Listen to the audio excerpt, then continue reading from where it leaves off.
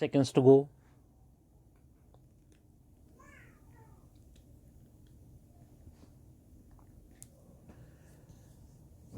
Start. A reading of the impugned order shows that the learned single judge did not find any jurisdictional error in the award of the labor code. He also did not find that the award was vitiated by any error of law apparent on the face of the record, or that there was violation of rules of natural justice. As a matter of fact, the learned single judge rejected the argument of the corporation that termination of the appellant's service falls within the ambit of Section 2BB of the Act, and expressed unequivocal agreement with the Labour Court that the action taken by the managing director of corporation was contrary to Section 25G of the Act, which embodies the rule of last come, first go.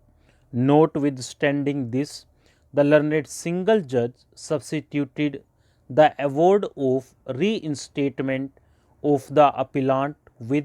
compensation of rupees 87,582 by assuming that appellant was initially appointed without complying with the equality clause enshrined in Articles 14 and 16 of the Constitution of India and the relevant regulations. While doing so, the learned single judge failed to notice that in the reply filed on behalf of the corporation before the Labour Court, the appellant's claim for reinstatement with back wages was not resisted on the ground that his initial appointment was illegal or unconstitutional, and that neither any evidence was produced nor any argument was advanced in that regard. Therefore, the Labour Court did not get any opportunity to consider the issue whether reinstatement should be denied to the appellant by applying the new jurisprudence developed by the superior courts in recent years, that the court should not pass an award which may result in perpetuation of illegality.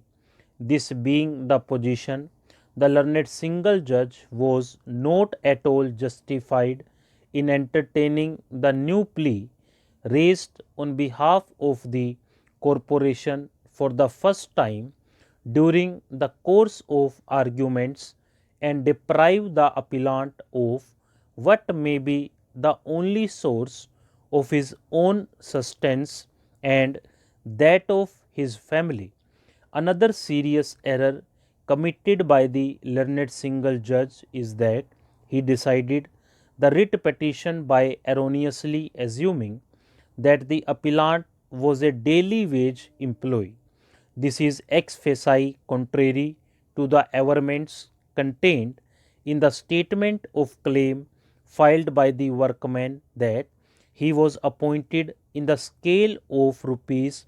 350 to 525, and the orders dated 3rd October 1986 and 25th February 1987 issued by the concerned executive engineer appointing the appellant as work munshi in the pay scale of rupees 355 to 525, and then in the scale of rupees 400 to 600. This was not even the case of the corporation, that the appellant was employed on daily wages. It seems that attention of the learned single judge was not drawn to the relevant records, else he would not have passed the impugned order on a wholly unfounded assumption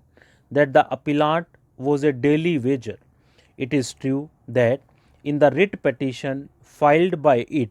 the corporation did plead that the dispute raised by the appellant was not an industrial dispute because he had not worked continuously for a period of 240 days.